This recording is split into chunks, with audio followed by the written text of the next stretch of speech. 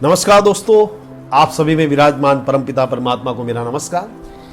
2.5 अक्षर का शब्द है प्रेम, लेकिन ये शब्द जो है हमारे जीवन में अनोखी ऊर्जा भर देता है। इस शब्द को सुनते ही मन में नई नई जो भावना है उत्पन्न होने लगती है। ये प्रेम है क्या?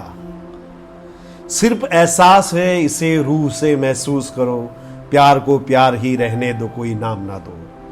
तो संत रामानुज के पास एक व्यक्ति आया और बोला, मुझे ईश्वर को पाना है, क्या करूं? इस पर संत ने पूछा, तूने अपने जीवन में कभी किसी से प्यार किया है? इस पर वो व्यक्ति बोला, मैं ईश्वर की बात कर रहा हूं और आप बीच में ये प्रेम जैसी बातें बीच में कहां से ला रहे हो? मैंने कभी भी किसी से प्रेम नहीं किया। इस पर संत ने कहा, फिर से सोच ले, देख शायद कभी किसी से तूने प्रेम किया हो। इस पर व्यक्ति झुंझलाकर बोला, नहीं, मुझे प्रेम वगैरह में कोई विश्वास नहीं है, मैं सिर्फ ईश्वर को पाना चाहता हूं। अब संत ने कहा, तू वापस चला जा, तुझे ईश्वर कभी नहीं मिल सकता, क्योंकि जो व्यक्ति उस ईश्वर की बनाई हुई दुनिया और मनुष्य को प्रेम नहीं कर सकता, इतना क्षुद्र है, उस पर परम सत्ता के प्रेम को कैसे संभाल पाएगा? दोस्तों, बात प्रेम की हो तो कबीरदास याद आते हैं। उन्होंने कहा था, पोथी पढ़ पढ़ जग मुआ, पंडित भया न कोई, 2.5 अक्षर प्रेम का, पढ़े सो पंडित होए। तो यहां ये 2.5 अक्षर क्या है? तो दोस्तों, प्रेमी और प्रेमिका मिलकर हुए 2, और जो आधा बचता है वो है प्रेम। प्रेम कभी भी पूर्ण नहीं होता। प्रेम सतत चलने वाली प्रक्रिया है, भावना है। आप प्रेमी के लिए चाहे कुछ भी कर लो, ऐसा लगता है कि अभी भी कुछ नहीं किया है। आगे कबीरदास कहते हैं, अकथ कहानी प्रेम की कछु कही ना जाए, गूंगे केरी सर करा, खाए और मुस्काए। प्रेम शब्दों में बयान नहीं हो सकता, इसे जीना पड़ता है। यदि किसी प्रेमी से पूछो कि प्रेम कैसे होता है, तो शब्दों में बयान नहीं कर पाएगा, नाचने लगेगा। जैसे किसी गूंगे को शक्कर खिलाकर पूछे कि इसका स्वाद कैसा है, तो उत्तर में वो गूंगा सिर्फ मुस्कुरा देगा। प्रेम गली अति सांकरी, तामे दू न समाए, जब मैं था तब हरि नहीं, अब हरि हुए मैं नाए। प्रेम करना अर्थात स्वयं को मिटा देना। प्रेम में एक एक मिलकर 2 नहीं, एक होते हैं, या फिर शून्य। राजा प्रजा जही रुचे ते शीश दे ले जाए। यानी कि प्रेम जो है पाना हो तो इसके लिए शीश देना पड़ता है। शीश यानी अपना अभिमान, अहम।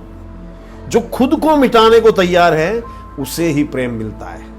दोस्तों, इस वीडियो में प्रेम के लक्षण बताने वाला हूं। तो प्रेम का लक्षण है, लव मीन्स इनोसेंस। प्रेम का अर्थ होता है मासूमियत।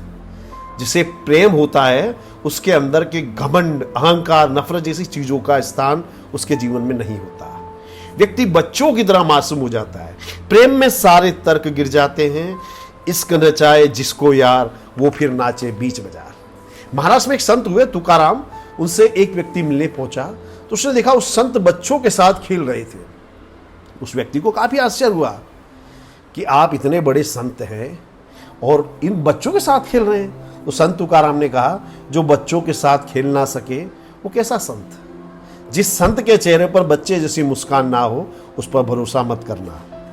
प्रेम इंसान को बच्चे जैसा मासूम बना देता है। इसीलिए जिनमें ईश्वर के प्रति प्रेम होता है, बाल कृष्ण की पूजा अर्चना और प्रेम करने लगते हैं। Love is missing.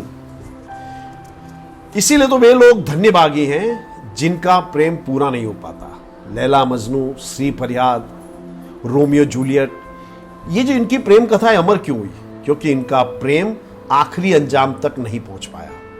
और यदि उनके जीवन का यही जो था उनके जीवन का सहारा बना। अधूरा प्रेम आपको निखार देता है और सही दिशा में मिल जाए तो भक्ति की ओर ले जाता है। जॉर्ज बर्नार्ड शॉ एक लड़की से प्रेम करता था। उस पर उनके एक मित्र ने सलाह दी कि उस लड़की से आपको विवाह क्यों नहीं कर लेते। इस पर बर्नार्ड शॉ ने कहा कि अगर मैं उससे शादी कर लूंगा तो फिर प्रेम किससे कहूंगा। तुर्की में एक कवि है, नाम है ऑरहन पामुक। उन्हें 2012 में उनका एक काव्य संग्रह था स्नो, उसके लिए उन्हें नोबेल पुरस्कार मिला था। उन्होंने इस्तांबुल में एक म्यूजियम बनाया था जिसका नाम था मासूमियत म्यूजिसी, यानी म्यूजियम ऑफ इनोसेंस। ये दुनिया का सबसे अद्भुत म्यूजियम है। या कवि ने अपनी प्रेयसी का एक बटन रखा है। आपके लिए तो एक बटन है, लेकिन किसी की सुहागरात की यादें उससे जुड़ी है। इसी म्यूजियम में आइसक्रीम का एक आधा खाया हुआ कोन रखा है। आपके लिए एक सामान्य कोन है, परंतु कोई जब उस कोन को देखता है तो उसे वो दो होंठ भी नजर आते हैं। अक्सर ऐसा होता है कि माँ बाप जब तक हयात रहते हैं बच्चों को उनकी अहमियत का एहसास नहीं होता, परंतु जब वे इस दुनिया को छोड़कर चले जाते हैं तो बच्चों को जीवन में रिक्तता का एहसास होता है। उन्हें एहसास होता है कि कभी हम अपने एहसास, अपनी भावनाओं को व्यक्त नहीं कर पाए। तो जब तक कोई व्यक्ति आपके साथ है उसे अपनी फीलिंग शेयर करें, इससे पहले कि देर हो जाए। प्यार का, प्रेम का तीसरा लक्षण है लव इज वेटिंग। प्रेम इंतजार है। प्रेम हमेशा राह देखता है। मीराबाई ने कृष्ण से प्रेम किया और पूरा जीवन कृष्ण के इंतजार में बिता दिया। मीराबाई के महल में संत मेहमान बनकर आए। उस संत के पास भगवान कृष्ण की एक अत्यंत मनोहर मूर्ति थी। छोटी बच्ची मीरा का उस मूर्ति पर दिल आ गया। मूर्ति के लिए जिद करने लगी। घर के सभी लोगों ने साधु से विनती की। वो कहा कि इस मूर्ति को वो बच्ची को दे दे और उसके बदले जो मांगे, जितना मांगे वो धन देने को तैयार है। पर साधु ना माना। उस दिन साधु दूसरे नगर में निकल गया। रात साधु जब सोया था तो सपने में आए भगवान कृष्ण और बोले कि तुमने उस बच्ची को मूर्ति क्यों नहीं दी? इस मूर्ति पर असली अधिकार तो उस बच्ची का है। तुम तो मात्र मूर्ति वहां तक पहुंचाने का एक माध्यम मात्र हो। साधु को रात नींद नहीं आई। उसे अपनी गलती का एहसास हुआ और अगले दिन उसने वो मूर्ति असली अधिकारी यानी मीराबाई को ला करके दी। मीरा ने पूरे जीवन कृष्ण की राह देखी और अंत में वो नाचते नाचते एक मंदिर के सामने आई और साधु ने कहा कि इस मंदिर में तो महिलाओं का प्रवेश वर्जित है। इस पर मीराबाई मुस्कुराई और साधु से कहा, मुझे तो लगा कि संसार में मात्र एक ही पुरुष है और वो है कृष्ण। और मीराबाई अंत में भगवान कृष्ण की मूर्ति में समा गई। प्रेम कयामत तक इंतजार करने का नाम है। गोपियों ने पूरे जीवन कृष्ण का इंतजार किया। ईवा ब्राउन ने हिटलर के प्रेम का पूरे जीवन इंतजार किया और हिटलर ने मरने से ठीक आधा घंटे पहले शादी की और गोली मारकर आत्महत्या कर ली। और सबसे बड़ी बात, ईवा ब्राउन प्रेम की खातिर गोली खाने को तैयार थी। प्रेम का चौथा लक्षण लव मीन्स टू गिव। प्रेम सदा देने को तैयार रहता है। प्रेम सब कुछ देने को तैयार रहता है। प्रेम जितना देता है उतना ही प्रसन्न होता है। एक कहानी है गिफ्ट ऑफ मैगी। इसमें हीरो हीरोइन जो है एक दूसरे से प्यार करते हैं। उनकी लव मैरिज हो गई है और न्यू ईयर के दिन दोनों एक दूसरे को गिफ्ट देना चाहते हैं। हीरो के पास एक सोने की घड़ी है, सिर्फ डायल है, उसमें चैन नहीं है। तो हीरो अपनी जो प्रेमिका है, उसकी पत्नी, उसके लिए उस डायल को बेच करके, सोने की घड़ी के डायल को बेच करके उसकी वाइफ के, उसकी पत्नी के जो लंबे बाल हैं उसके लिए कुछ शानदार चीज लाना चाहता है। दूसरी ओर जो पत्नी है वो अपने पति को जो वॉच है उसकी चैन गिफ्ट करना चाहती है।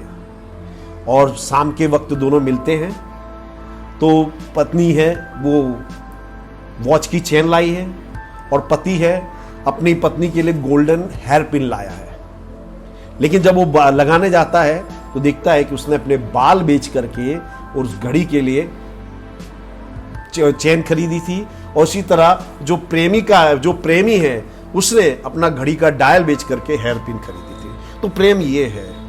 प्रेम जो है वो सब कुछ देने को तैयार होता है। प्रेम अनमोल होता है। दोस्तों, मैं आपसे एक प्रश्न पूछूं कि आप एक लड़की को एक गुलाब का फूल दो और एक डायमंड नेकलेस दो तो उसके लिए क्या मूल्यमान होगा? यदि आप कह रहे हो कि डायमंड नेकलेस, तो आप लड़कियों की फीलिंग को नहीं समझ सकते। लड़कियों को लिए तोहफे के पीछे जो फीलिंग्स होती है वो सबसे ज्यादा इंपॉर्टेंट होती है, ना कि वो प्राइस टैग। दोस्तों, हमारी बात करूं तो हमारे समय में जब हम डेट्स पर जाते थे तो हमारे जैसे लोग भुने हुए सींगदाने खरीदते थे। उसके 3 लाभ थे। पहला, इन्वेस्टमेंट कम। दोस्तों, आज आप जितने पैसों में कॉफी बरिस्ता में एक कप कॉफी पीते हो उतना हमारे महीने भर की कॉफी का बजट होता था। दूसरा, एक एक दाना खाते थे तो अपने पार्टनर के साथ ज़्यादा टाइम स्पेंड कर सकते थे। तीसरा फायदा ये कि यदि आपका प्यार सफल ना हो तो कभी ज़्यादा खर्च भी नहीं होता था।